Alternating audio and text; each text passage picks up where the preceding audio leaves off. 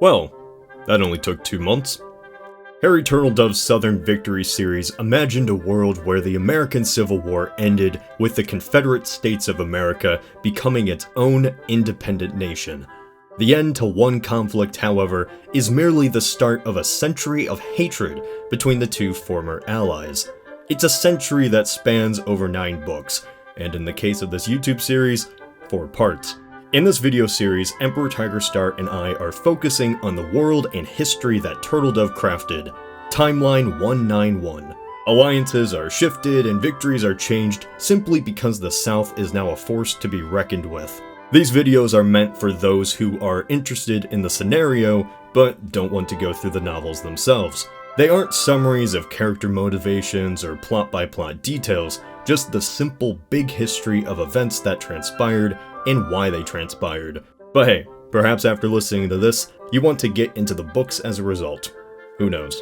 The 2 past videos, part 1 and 2, go into detail on what exactly happened. However, to catch everyone up, here is a brief summary of what occurred in the 60 years since the South was victorious. The South won the American Civil War back in the 1860s. An invasion of the North by Robert E. Lee's forces was successful, and it was a slap in the face to the Union cause. The Union was forced by the British and French to allow the Confederates to break away, and the war ends in Southern independence.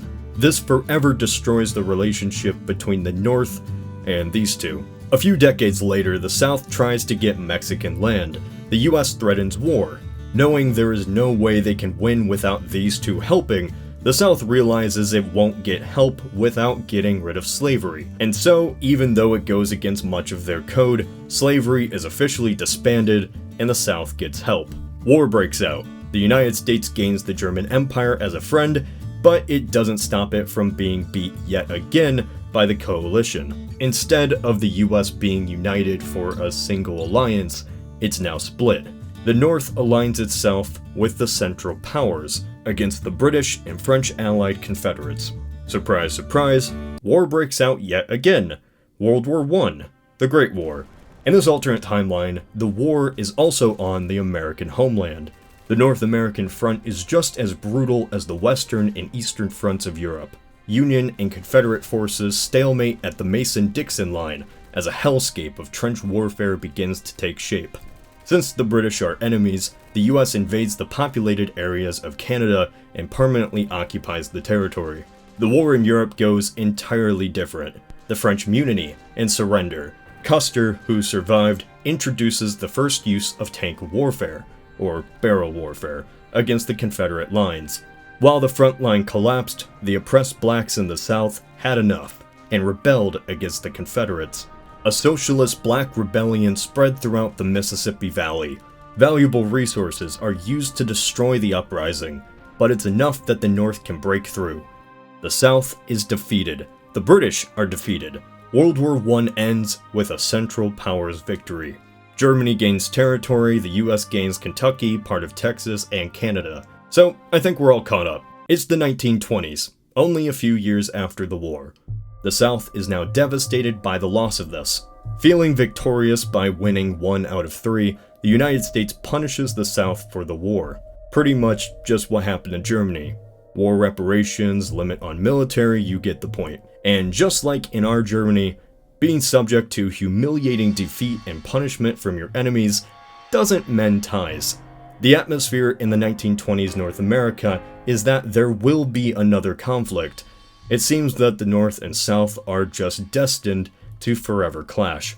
However, as of now, the Confederates are too weak to do anything against the US, but one man is willing to change that, even if that means he controls the Confederates himself.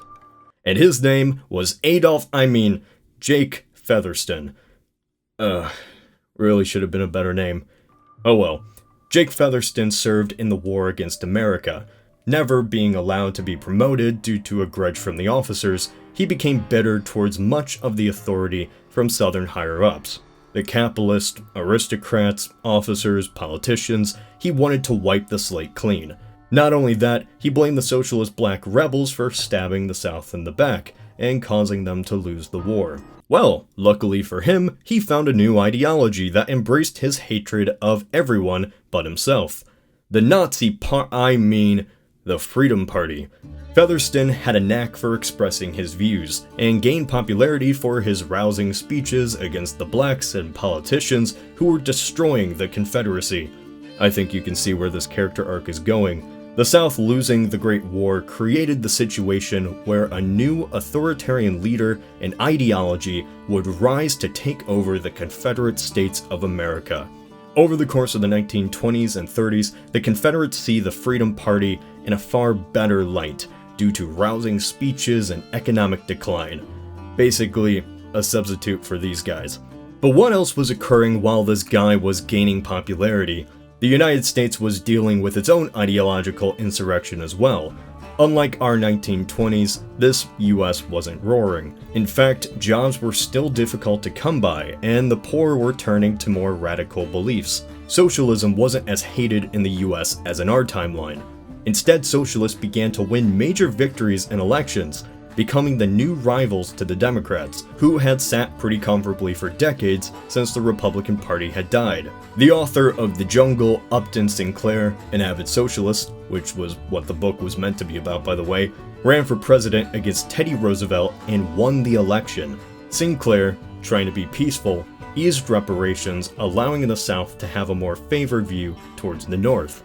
Well, this wouldn't last for long. As we all ask in times like this, what about Canada? When Canada was annexed, the US allowed the French Canadians to form their own separate puppet state, Quebec. When this happened, the two countries joined the Quadruple Powers, which made up of Germany, Poland, a German puppet state, the United States, and Quebec, a US puppet state. The best way to illustrate the state of North America is a layered cake of tension. Yeah, that's not a stupid analogy at all. Canadians, who are occupied by Americans, hate the United States and long for the days of being British, or Canadians, or whatever Quebec is. This becomes such an issue that insurrections begin to erupt and even assassination attempts on American leaders. For decades, there's practically a secret war in Canada as rebels fight to maintain their identity. Think of the United States as the black sheep of the English-speaking world. While the Confederates are allies to Britain, the US actively fights against it and sides with the Germans instead. It's a very strange dynamic as the Americans are increasingly isolated by people who speak their own language. The British look at Protestant rebellions and, just like the Confederates, long for the days where they were once the great power of the world. And the French do too. We'll count them in this. Just slowly building resentment. The thing I love that Turtledove does is he includes single fringe movements of our timeline into the narrative of this timeline.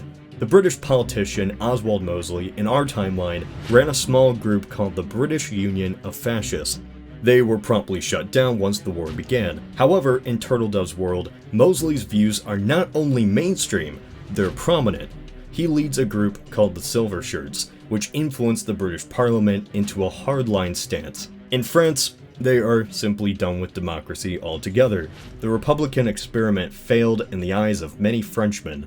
In one group, the Action Française, I'm terrible at French, come to power to install their leader as the new French monarch, Charles XI. The 1930s begins with an age of economic turmoil.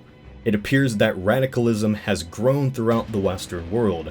The only one left is the Confederate States. The stock market crash exploded the popularity of the Freedom Party, and Jake Featherston as the new leader of the South. In quick succession, Featherston was voted into office along with his party, where they abolished the Supreme Court and voted to make Featherston effectively president for life. The main rhetoric Featherston preached was he wanted the states back that the United States took during the war. Sinclair agreed to allow the people of the states of Houston, Sequoia, and Kentucky to vote in 1941. Well, all but Sequoia voted to get back into the CSA. The deal was the South wouldn't demand any more after this, but this wasn't enough for Featherston, who demanded Sequoia back. You see, Featherston wanted a war no matter what. It was something he had prepared for decades, and his allies across the sea were as well. There had to be a breaking point. And there was. Wilhelm II of Germany died, and his son, Wilhelm III, refused to allow France its captured territory back. For the new alliance, this was enough to declare war. Featherston set his sights on Ohio. Ohio was the heartland of the US, and if it was, say, successfully annexed, the US would be split in half. This planned invasion is called Operation Blackbeard. In August 1941, the Confederates invaded the United States, crossing the Ohio River and into American territory.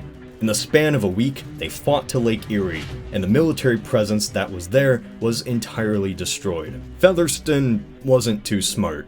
He planned that the Yankees would surrender when they saw such an act of military incursion, but the new president, Al Smith, wasn't too keen on being friendly to the South. The Americans were ready for a fight, and this time to end the Confederate issue once and for all.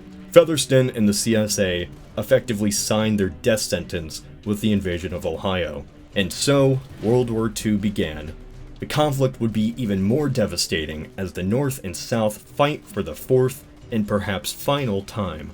And that is where Emperor Tigerstar comes in to finish off this series.